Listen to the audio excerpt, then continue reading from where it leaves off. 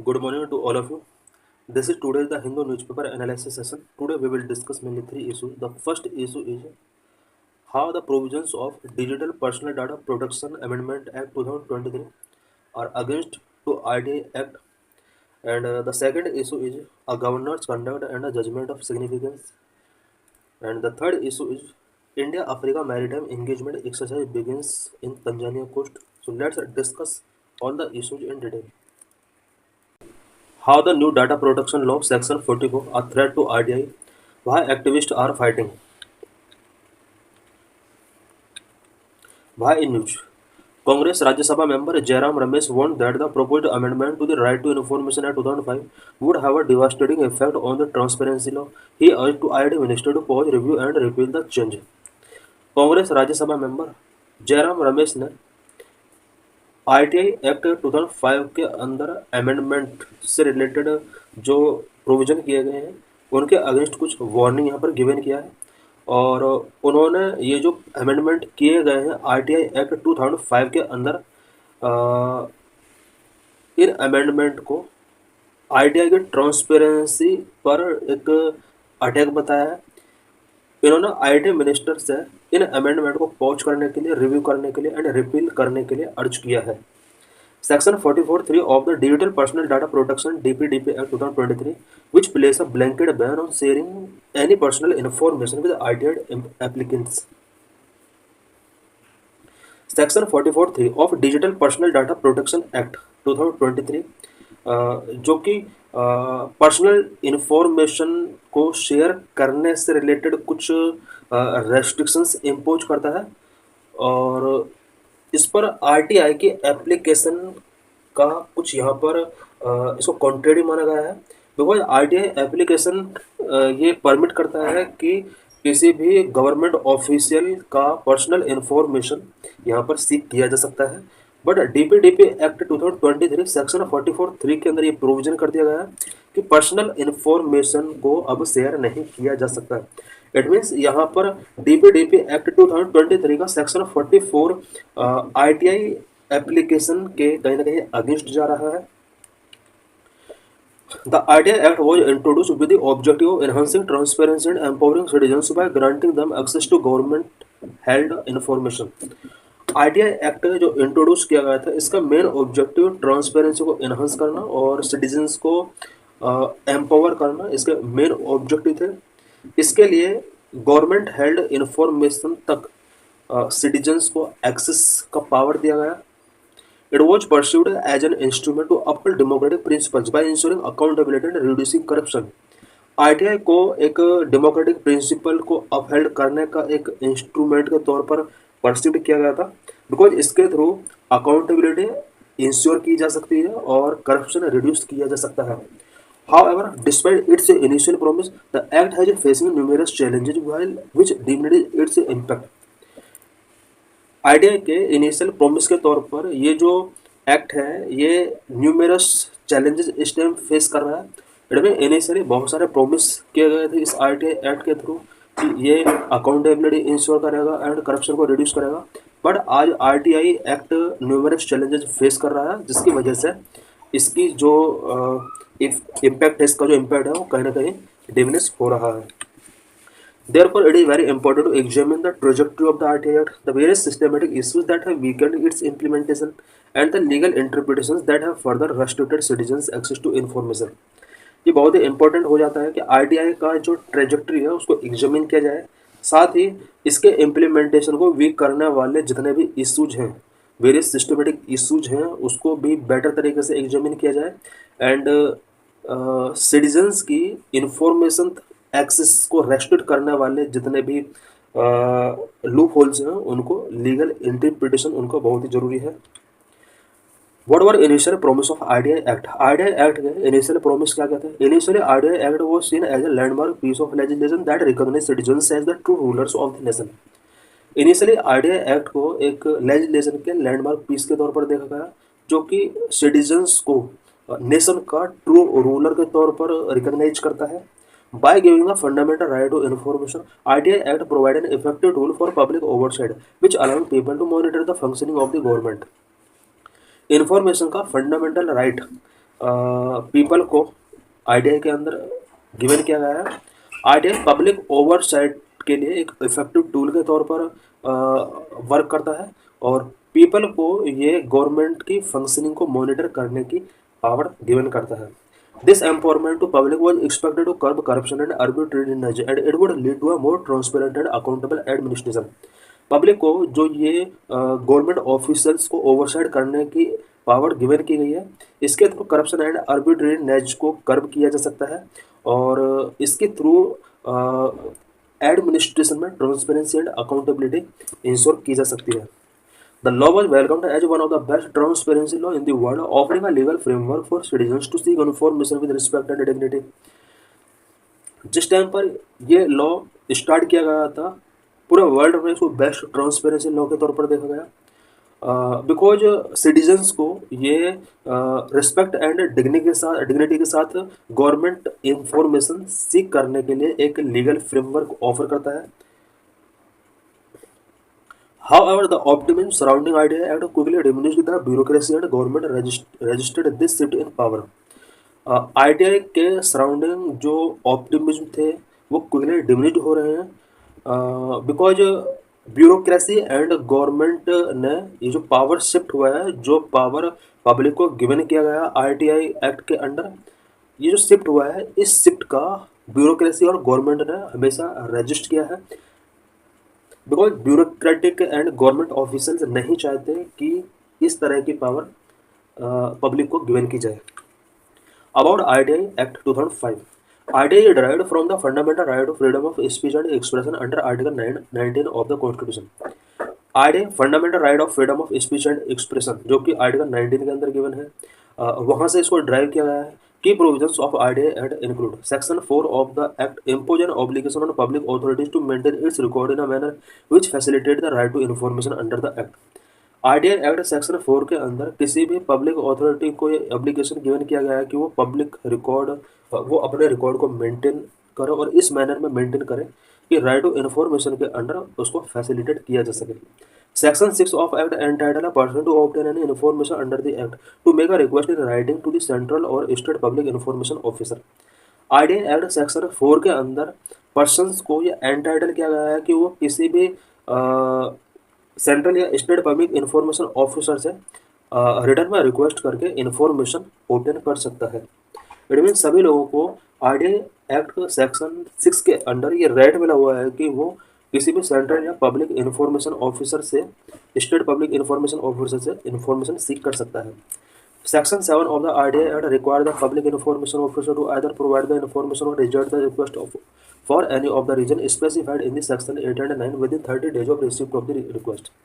ITI Act section 7 के अंदर provision किया गया है कि पब्लिक इन्फॉर्मेशन ऑफिसर या तो इन्फॉर्मेशन प्रोवाइड कराएगा या फिर उसको रिजेक्ट कराएगा जो पर्सन के द्वारा रिक्वेस्ट की गई है, और उसके लिए अगर रिक्वेस्ट को रिजेक्ट किया है तो उसका स्पेसिफिक रीजन देना पड़ेगा और रीजन जो होगा वो 8 एंड 9 सेक्शन में प्रोविजन है और 30 डेज के अंदर यहाँ पर या तो इन्फॉर्मेशन को गिवन करना होगा, आइदर रिजेक्ट करना होगा with reason. Under section 19, if a person does not receive a reply within 30 days from public information officer, he may prefer an appeal to an officer who is senior in rank at to the public information officer in that public authority। Individuals को अगर 30 days के अंदर कोई reply नहीं मिलता है या information जो उसने सीख किया है वो नहीं मिलता है, देन वो सीनियर मोस्ट ऑफिसर से इसका कंप्लेन कर सकता है। Exemptions under the Act, the information sought must not be related to personal data, defense, national security। ITI act के अंदर ये यहाँ पर कुछ एग्जाम्पन्स यहाँ पर इम्पोज किए गए हैं। इट मीन्स यहाँ पर किसी गवर्नमेंट ऑफिसर की पर्सनल डिटेल सीख नहीं की जा सकती, डिफेंस या नेशनल सिक्योरिटी से रिलेटेड कोई भी इन्फॉर्मेशन सीख नहीं की जा सकती। Before the ITI Act, the disclosure of information in India was restricted by the Official Secret Act and some other special law। ITI से पहले इंडिया में इन्फॉर्मेशन का डिस्क्लोजर रेस्ट्रिक्ट किया गया था स्पेशली ऑफिशियल सीक्रेट एक्ट के under, और कुछ अदर स्पेशल लॉ भी बने हुए थे जहां पर इन्फॉर्मेशन को डिस्क्लोज नहीं किया जा सकता था। The ITI act related many such law in country के अंदर इस टाइप के लॉ को अब ITI एक्ट ने रिलैक्स किया है। Who is covered under the ITI act, ITI act के अंदर क्या क्या कवर किया गया है, यानी किस किस के अगेंस्ट आरटीआई फाइल किया जा सकता है। The RTI act 2005 applies to the whole of India. Whole of India में इसको अप्लाई किया जा सकता है। All bodies which are constituted under the constitution और अंडर एनी लॉ और any government notification. All bodies जो कि कॉन्स्टिट्यूशन के द्वारा कॉन्स्टिट्यूट की गई हैं या फिर किसी लॉ के अंडर या गवर्नमेंट नोटिफिकेशन के अंदर इस्टेब्लिश की गई हैं। All bodies including NGO which are owned controlled और substantially financed by government are covered. इसमें वो सभी बॉडीज भी इंक्लूड है सच एज एनजीओ जो कि गवर्नमेंट के द्वारा ओन की जा रही है, कंट्रोल की जा रही है, सब्सटेंशियली फाइनेंस की जा रही है। साथ ही प्राइवेट बॉडी जो गवर्नमेंट के द्वारा ओन की जा रही है, कंट्रोल या सब्सटेंशियली फाइनेंस किया जा रहा है, इन सभी बॉडीज के अगेंस्ट आरटीआई एक्ट फाइल किया जा सकता है। Systematic issues and judicial interpretation that Weeknd the RTI act. RTI act को वीक करने वाले कुछ जुडिशियल इंटरप्रिटेशंस भी हमने पास्ट में देखे हैं और कुछ सिस्टमेटिक प्रॉब्लम्स हैं जो कि आरटीआई को वीकन कर रहे हो। कौन कौन से सिस्टमेटिक प्रॉब्लम्स हैं? Number 1, bureaucratic resistance and systemic halogen. One of the earliest challenges to the RDI Act was the reluctance of government officials to quit control over information। सबसे पहला आरटीआई एक्ट के अगेंस्ट जो challenge है वो government officials का right to information के तहत जो पीपल को या इंडिविजुअल्स को पावर दी गई है उस पावर को क्विट ना करना है। इट मीन्स गवर्नमेंट ऑफिसर्स अभी भी उस पावर को क्विट नहीं करना चाहते हैं जो पब्लिक को आरटीआई के थ्रू दी गई है। RDI Act effectively transferred power from public servant to citizens, so government attempted to weaken the law through amendments। RDI Act के थ्रू पावर पब्लिक सर्वेंट से सिटीजन्स को ट्रांसफर की गई है और यही वजह है कि गवर्नमेंट ने हमेशा RDI एक्ट के अंदर अमेंडमेंट करके RDI एक्ट को हमेशा वीक किया है। Most of the commissioners appointed were retired bureaucrats, many of whom view the position as post-retirement sinecures rather than opportunity to uphold transparency।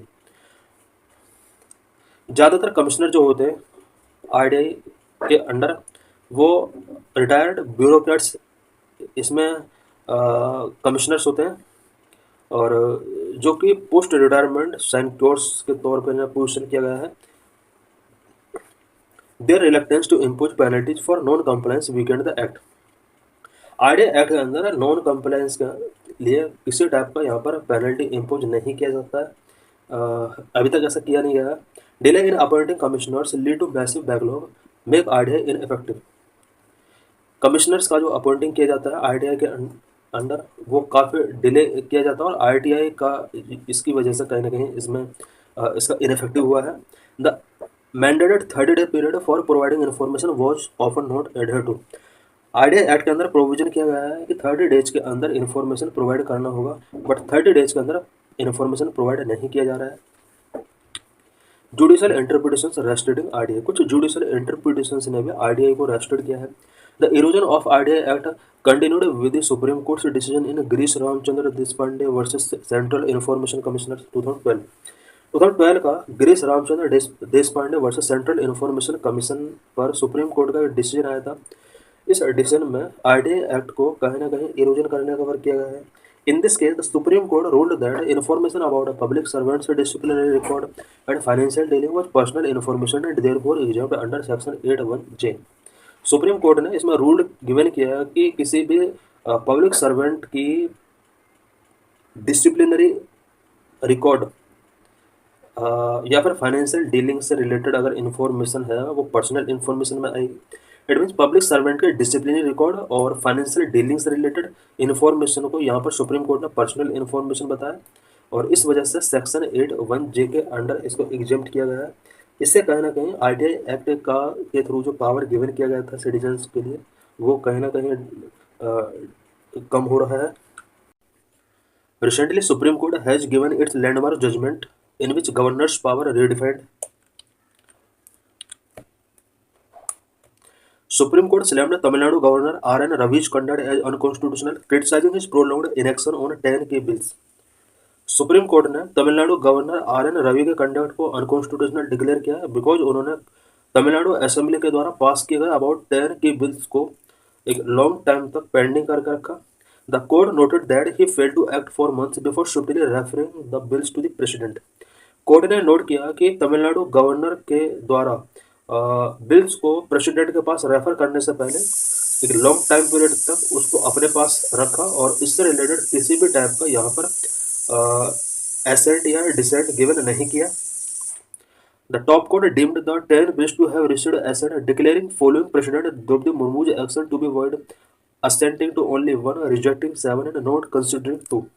Top court ने अब ये डीम्ड कर लिया है कि तमिलनाडु असेंबली के द्वारा पास किए गए बिल जो कि गवर्नर के पास रेफर किए गए थे, अब वो पास मान लिए गए हैं सुप्रीम कोर्ट के द्वारा, बिकॉज सुप्रीम कोर्ट ने यहाँ पर इसलिए एक्शन लिया है कि गवर्नर के द्वारा एक लॉन्ग टाइम पीरियड से इन बिल्स पर किसी भी टाइप का यहाँ पर एक्शन टेकिंग नहीं किया गया। साथ ही प्रेसिडेंट के पास जो बिल रेफर किए गए थे उनमें 1 बिल को एसेंट गिवन किया गया, 7 बिल को रिजेक्ट किया गया और 2 ऐसे बिल थे जिन्हें कंसिडर ही नहीं किया गया था। बट सुप्रीम कोर्ट ने अब कहा है कि ये 10 बिल अब पास मान लिए जाएंगे। It also fixed time limits of 1 to 3 months for governors to take action on future bills. Supreme court ने यहाँ पर फ्यूचर में किसी भी गवर्नर के द्वारा अगर किसी स्टेट असेंबली के द्वारा रेफर किए पास किए गए बिल को गवर्नर के पास रेफर किया जाता है 1 से 3 मंथ के अंदर यहाँ पर गवर्नर को अपना एक्शन शो करना होगा किसी भी बिल पर। यानी 3 मंथ से ज़्यादा यहाँ पर कोई भी गवर्नर बिल को पेंडिंग करके नहीं रख सकता, और अगर पेंडिंग करके रखा जाता है तो उसको एक रीजन गिवन करना होगा। The court said that a governor must be a friend guide and philosopher to the state not a hindrance. Top court ने कहा है कि गवर्नर को स्टेट का फ्रेंड गाइड एंड फिलोसफर होना चाहिए, ना कि हिंड्रेंस होना चाहिए। What is the argument of Tamil Nadu on this issue? यहाँ पर केरला मिसप्रिंट हो गया, तमिलनाडु से रिलेटेड इशू है। Tamil Nadu said through machination of governor central take decision on issues coming within the ambit of the state legislative domain। Tamil Nadu ने कहा है कि गवर्नर का ये जो मशीनेशन किया गया है इसके थ्रू सेंट्रल गवर्नमेंट कहीं ना कहीं स्टेट लेजिस्लेटिव डोमेन में आने वाले सब्जेक्ट पर सेंट्रल गवर्नमेंट अपने डिसीजंस टेकिंग कर रही है, और सेंट्रल गवर्नमेंट इसके लिए यहाँ पर गवर्नर को एक मीडियम बना करके एक डिसीजन टेकिंग कर रही है। It argued that the governor's power to reserve a bill for the consideration of the president is limited and confined to specific circumstances detailed in the provision to Article 213 of the Constitution। Tamil Nadu ने कहा है कि constitution का article 213 के अंदर ये provision specific circumstances given किए गए हैं कि गवर्नर किसी भी बिल को प्रेसिडेंट के लिए अगर रिजर्व करके रखता है तो वहाँ कुछ स्पेसिफिक सर्कमस्टेंसेस के थ्रू ही वो इस बिल को रिजर्व करके रख सकता है। सभी बिल को प्रेसिडेंट की कंसिडरेशन के लिए गवर्नर रिजर्व करके नहीं रख सकता। The president also has not given any reason whatsoever for withholding assent. कुछ बिल को तमिलनाडु के अंदर गवर्नर के द्वारा प्रेसिडेंट के कंसिडरेशन के लिए रेफर किया गया, बट प्रेसिडेंट ने भी एसेंट को विदहोल्ड करके रखा और कोई यहाँ पर रीजन गिवन नहीं किया गया। This is a highly arbitrary action violating Article 14, Article 200 and Article 201। Tamil Nadu का कहना है कि ये एक आर्बिट्रेरी एक्शन है और आर्टिकल 14 जो कि राइट टू इक्वलिटी का वायलेशन है, आर्टिकल 200 जिसमें बिल के एसेंट के लिए प्रोसीजर गिवन किया गया है, आर्टिकल 201 जिसमें प्रेसिडेंट की कंसिडरेशन के लिए किसी भी बिल को गवर्नर रिजर्व कर देता है, उससे रिलेटेड प्रोसीजर यहाँ पर गिवन किया गया है। इस तरह से तमिलनाडु के अंदर ये आर्टिकल 14, 200 और 201 का एक वायलेशन है। What are the constitution say? Article 200 of the constitution lay down that when a bill passed by state legislature is presented to the governor for their assent. Article 200 के अंदर ये प्रोविजन किया गया है कि कोई बिल अगर स्टेट असेंबली से पास कर दिया जाता है, पास होने के बाद गवर्नर के एसेंट के लिए इसको प्रेजेंट किया जाता है। गवर्नर के पास यहाँ पर 4 अल्टरनेटिव्स होते हैं। Number 1, may give assent to the bill, bill को वो एसेंट गिवन कर सकता है। Number 2, may withhold assent to the bill, that is reject the bill in which case the bill fail to become law. Governor चाहे तो assent को withhold करके रख सकता है। Number 3, may return the bill for consideration of the state legislature. Governor चाहे तो state legislature की कंसिडरेशन के लिए बिल को रिटर्न कर सकता है। Number 4, may reserve a bill for consideration of the president. President के कंसिडरेशन के लिए गवर्नर इस बिल को रिजर्व करके रख सकता है। बट अगर मनी बिल का केस है तो मनी बिल को यहाँ पर गवर्नर को रिटर्न नहीं करना होगा, उसको पास करना होगा। Governors are required to act as per the advice of the council of ministers. Governor को काउंसिल ऑफ मिनिस्टर्स के एडवाइस पर वर्क करना होता है। Governor must reserve only certain bills, like those who reduce the power of the High Court for the consideration of the President. They may also reserve bill on concurrent list that are repugnant to union law based on ministerial advice. Governor कुछ certain bill को ही president के consideration के लिए reserve करके रख सकता है, specially कुछ ऐसे बिल जो कि हाई कोर्ट की पावर को रिड्यूस करने से रिलेटेड है या कॉन्करेंट लिस्ट से रिलेटेड बिल को प्रेसिडेंट की कंसिडरेशन के लिए रिजर्व करके रखा जा सकता है। Constitution does not lay down any time limit within which the governor is required to make a decision. हमारे कॉन्स्टिट्यूशन के अंदर कोई ऐसा टाइम लिमिट फिक्स नहीं है जिसमें गवर्नर अपना डिसीजन इस बिल के रिगार्डिंग गिवन कर सके, बट अब सुप्रीम कोर्ट के जजमेंट ने यहाँ पर 1 to 3 मंथ का टाइम पीरियड फिक्स कर दिया है। When about president consideration, court ruled that a bill can not be reserve for the president consideration once it has been return to the state legislature considered and resubmitted for assent. Court ने ये rule given किया है कि किसी भी bill को president के consideration के लिए गवर्नर रिजर्व नहीं कर सकता अगर उस बिल को एक बार स्टेट लेजिस्लेचर के कंसिडरेशन के लिए रिटर्न कर दिया गया और स्टेट लेजिस्लेचर के द्वारा उसमें कुछ चेंजेस करके रीसबमिट कर दिया गया। The only exception is if the bill in its second iteration is materially different from the original version. But अगर सेकेंड टाइम में स्टेट लेजिस्लेचर के द्वारा बिल के अंदर बहुत ज़्यादा चेंजेस कर दिए जाते हैं, उसका ओरिजिनल वर्जन डिफरेंट अगर कर दिया जाता है, उस केस में गवर्नर चाहे तो बिल को प्रेसिडेंट की कंसिडरेशन के लिए फॉरवर्ड कर सकता है। Judgment also clarified that such reservation can not be based on personal dissatisfaction और political expediency and is only permissible when bill is a grave threat to democratic principle. Judgment में clarify किया गया है कि किसी भी बिल को अगर गवर्नर रिजर्व करता है तो इसके लिए पर्सनल डिससेटिस्फैक्शन और पॉलिटिकल एक्सपीडियंसी बेस नहीं होना चाहिए, और गवर्नर किसी भी बिल को प्रेसिडेंट कंसिडरेशन के लिए तभी रिजर्व कर सकता है अगर उस बिल के अंदर डेमोक्रेटिक प्रिंसिपल के थ्रेड से रिलेटेड प्रोविजन किए गए हैं। जजेज have set a 3 month deadline for president to decide whether to assent to bill referred by the governor। जजेज ने यहाँ पर किसी भी बिल को अगर गवर्नर को रेफर किया जाता है तो 3 मंथ के अंदर उसे अपना एसेंट गिवन करना होगा। प्रेसिडेंट के लिए भी यहाँ पर ये इम्पोज किया गया है, प्रोविजन किया गया है कि प्रेसिडेंट को भी 3 मंथ के अंदर डिसाइड करना होगा कि बिल के रिगार्डिंग उसने क्या एक्शन लिया। Any delay beyond this period must be accompanied by justifiable reason and communicated to the concern state the ruling state. अगर 3 मंथ से ज़्यादा टाइम पीरियड के अंदर गवर्नर या प्रेसिडेंट अपना डिसीजन गिवन नहीं करते हैं तो स्टेट के साथ उसको कम्युनिकेट करना होगा। How governor play an important role to maintain unity and integrity of nation. Nation की यूनिटी एंड इंटीग्रिटी को मेंटेन करने के लिए गवर्नर का क्या रोल होता है। In our constitutional scheme governor a nominal head of the state executive just like the president for union executive. हमारे कॉन्स्टिट्यूशनल स्कीम के अंदर गवर्नर स्टेट एग्जीक्यूटिव का एक नॉमिनल हेड होता है, just like president union executive का head होता है। Governor act as an appointee of the centre who is responsible for maintaining unity and integrity of the nation in critical times. Governor central government के appointee होते हैं जो कि critical time में nation की इंटीग्रिटी एंड यूनिटी को maintain करने में अपने एक इंपॉर्टेंट रोल प्ले करते हैं। Federalism is a basic feature of our constitution and the governors office should not undermine the power of elected governments eight state. Federalism जो हमारे कॉन्स्टिट्यूशन का बेसिक फीचर है, गवर्नर का जो ऑफिस होता है उस ऑफिस को इलेक्टेड गवर्नमेंट स्टेट के अंदर इलेक्टेड गवर्नमेंट की पावर को अंडरमाइन नहीं करना चाहिए। Is judicial review permissible. The judges emphasized that any exercise of gubernatorial discretion must be under judicial review to prevent any disregard for the will of the people। जजेज ने यहाँ पर ये emphasise किया कि गवर्नर जो अपने डिस्क्रिशन पावर का exercise करते हैं वो जुडिशियल रिव्यू के अंदर आएगा। Invoking its inherent power under article 142 of the constitution the court deemed the 10 pending bills to have received assent. Supreme court ने आर्टिकल 142 का यूज करके यहाँ पर तमिलनाडु असेंबली के द्वारा पास किए गए 10 बिल्स को अब अपना एसेंट गिवन कर दिया है।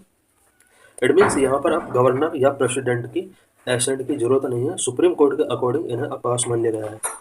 What were the recommendations about this issue? Sarkaria Commission 1987 has submitted that bills should be reserved in rare cases of unconstitutionality।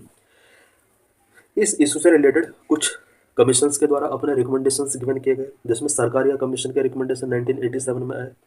Sarkaria commission ने यहाँ पर कुछ रिकमेंडेशन सबमिट किए और सरकारिया कमीशन ने कहा कि उन्हीं बिल को गवर्नर प्रेसिडेंट की कंसिडरेशन के लिए रिजर्व करके रख सकता है, जो कि अनकॉन्स्टिट्यूशनल केस से रिलेटेड है। Governor must discharge his function under article 200 as per the advice of ministers. Governor को चाहिए कि वो काउंसिल ऑफ मिनिस्टर के एडवाइस के बेस पर आर्टिकल 200 के अंदर जो प्रोविजन किए गए हैं उसके अकॉर्डिंग फंक्शन करे। It further recommended that the president should dispose of such bill within a maximum period of 6 month. सरकारी कमीशन ने रिकमेंड किया कि 6 मंथ के अंदर प्रेसिडेंट को इन सभी बिल्स को डिस्पोज करना होगा। If president withholding assent, the region should be communicated to the government, state government, wherever possible। President के द्वारा अगर किसी एसेट को विदहोल्ड करके रखा जाता है तो यहाँ पर स्टेट गवर्नमेंट के साथ इसको कम्युनिकेट करना चाहिए। The Punchhi commission 2010 had recommended that the governor should take a decision with respect to a bill presented for their assent within a period of 6 months। पूंछी commission ने 2010 में रिकमेंड किया था कि अगर किसी स्टेट असेंबली के द्वारा पास किए गए बिल को अगर गवर्नर के पास कंसिडरेशन के लिए रेफर किया जाता है, गवर्नर को भी 6 मंथ के अंदर अपना एसेंट यहाँ पर गिवन करना होगा या जो भी उसका डिसीजन है वो गिवन करना होगा। However, these recommendations have not been implemented till date। अभी तक ये पूंछी कमीशन या सरकारिया कमीशन के जो भी रिकमेंडेशंस थे इन्हें इम्प्लीमेंट नहीं किया गया है। How can this impasse be resolve? इस इम्पास को किस तरह से रिजॉल्व किया जा सकता है? The main reason of this impasse which ploughed our federal setup is the politicization of gubernatorial post. इस इम्पासी का जो सबसे बड़ा रीजन है वो ये है कि यहाँ पर गवर्नर पोस्ट का पॉलिटिसाइजेशन बहुत ज़्यादा बढ़ गया है। Many political leader have called for the abolition of the governors post in the past में इस प्रॉब्लम को सॉल्व करने के लिए कुछ पॉलिटिकल लीडर ने सजेस्ट किया कि गवर्नर के पोस्ट को अबॉलिश कर देना चाहिए। As the supreme court observe it is necessary for the governor and chief minister to do a little bit of soul searching. Supreme court ने ऑब्जर्व किया कि गवर्नर और चीफ मिनिस्टर को सोल सर्चिंग यहाँ पर करना होगा, यानी एक दूसरे के साथ कोऑपरेट करके प्रॉब्लम को सॉल्व करना होगा। कॉन्स्टिट्यूशन में भी amended to provide that the CM shall be consulted before appointment of governors. Constitution ने सुप्रीम कोर्ट ने यहाँ पर कई सारे सजेशंस भी गिवन किए, बट इस इम्पास को रिजॉल्व करने के लिए यहाँ पर कॉन्स्टिट्यूशन के अंदर अमेंड किया सकता है। मेन अमेंडमेंट ये किया सकता है कि जब भी किसी गवर्नर का अपॉइंटमेंट किसी पर्टिकुलर स्टेट के अंदर किया जाता है उस पर्टिकुलर स्टेट के चीफ मिनिस्टर से भी कंसल्ट कर लेना चाहिए। The recommendation of the Punchhi commission that governors may be removed through an impeachment by state legislature can also be considered. Punchhi commission ने यहाँ पर एक रिकमेंडेशन यहाँ पर गिवन किया था कि स्टेट लेजिस्लेचर को यहाँ पर गवर्नर के अगेंस्ट इम्पीचमेंट प्रोसेस करने की पावर गिवन की जानी चाहिए। This would arm the state legislature with power to remove an uncooperative governor. अगर कोई गवर्नर किसी स्टेट गवर्नमेंट के साथ अनकोऑपरेटिव है तो स्टेट लेजिस्लेचर को ये पावर होनी चाहिए कि वो इसको। Recently Africa India multilateral maritime exercise started. India Africa maritime engagement exercise begin off Tanzania coast. India Africa maritime engagement exercise Tanzania coast पर अभी स्टार्ट हुआ है। Why news the inaugural edition of the large scale multilateral exercise Africa India की maritime engagement begin on 13 April off Dar es Salaam Tanzania. Recently large scale multilateral exercise Africa India की maritime engagement 13 April से Tanzania coast पर start हुआ है। Africa India की maritime engagement aims to develop collaborative solutions to common regional maritime challenges. India और African countries के बीच में जो कॉमन रीजनल मैरीटाइम चैलेंजेज हैं उनके अगेंस्ट कोलैबोरेटिव सॉल्यूशन डेवलप करना इस एंगेजमेंट का मेन एम है। This medal initiative by the Indian navy seek to enhance interoperability and synergise combined operation among the maritime forces of the partner nations. Indian navy के द्वारा start किए गए इस initiative का जो मेन ऑब्जेक्टिव है वो अफ्रीका इंडिया की मैरीटाइम एंगेजमेंट के पार्टनर कंट्रीज के बीच में इंटरऑपरेबिलिटी को एनहांस करना, साथ ही कंबाइंड ऑपरेशंस को सिनर्जाइज करना इसका मेन ऑब्जेक्टिव है। It also highlight the strong and friendly relationship between India and the African Nations. India और अफ्रीकन नेशंस के बीच में स्ट्रॉन्ग एंड फ्रेंडली रिलेशंस को ये हाईलाइट करता है। The 6-day AIKEYME exercise from April 13 to 18 includes participant from Comoros, Djibouti, Kenya, Madagascar, Mauritius, Mozambique, Seychelles and South Africa along the co host India and Tanzania. ये जो exercise है ये अप्रैल 13 से 18 अब तक कंटिन्यू चलेगा। और इसमें जो पार्टिसिपेंट कंट्री हैं वो Comoros, Djibouti, Kenya, Madagascar, Mauritius, Mozambique, Seychelles and South Africa. साथ ही इसके जो को होस्ट कंट्रीज हैं such as India and Tanzania, ये इसको लीड कर रहे हैं। This initiative align with the vision of promoting mutual and holistic advancement for security and growth across regions, the navy said. ये जो इनिशिएटिव है ये महासागर इनिशिएटिव को प्रमोट करता है। Mahasagar means mutual and holistic advancement for security and growth across regions. The Indian Navy ship Chennai destroyer and INS Kesari landing ship tank large arrived in Dar es Salaam ahead of exercise। इस exercise से पहले Tanzania में Indian Naval ship Chennai, जिसे हम destroyer के नाम से जानते हैं, INS केसारी, इन सभी को वहाँ पर अराइव कर दिया गया है सो दैट इनका यूज किया जा सके इस एक्सरसाइज में। So thanks for